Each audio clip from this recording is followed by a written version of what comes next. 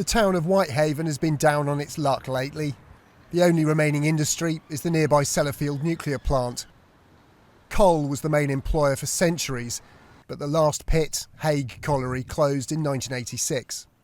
There's absolutely nothing, there's no opportunities, there's no progression to anything.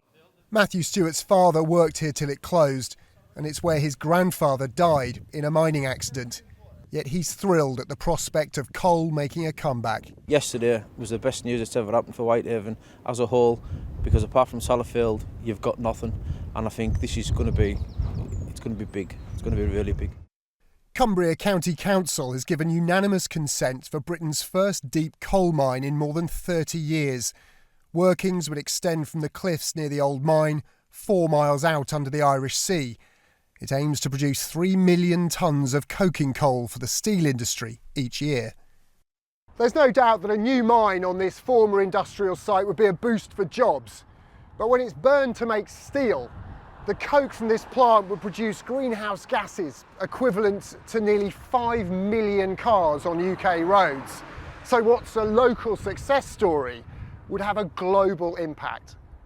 We are dealing with a climate emergency. We've got to stop taking fossil fuels out of the ground, yet that's what your company does. It is, yeah, and I don't believe that we should feel any remorse about that, in that if we don't supply it locally, then this is still going to be brought by ships from Australia and America and Russia and other producers that I don't believe will have the same approach and environmental commitment that we have.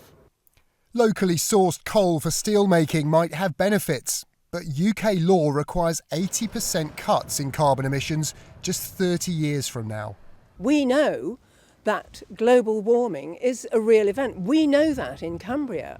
We have experienced floods. These happen as a result of climate change.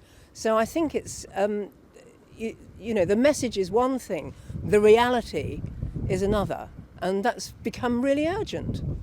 The story of Whitehaven is the story of the whole climate change problem, how to end the fossil fuel era without destroying lives and livelihoods. Tom Clark, News at 10, West Cumbria.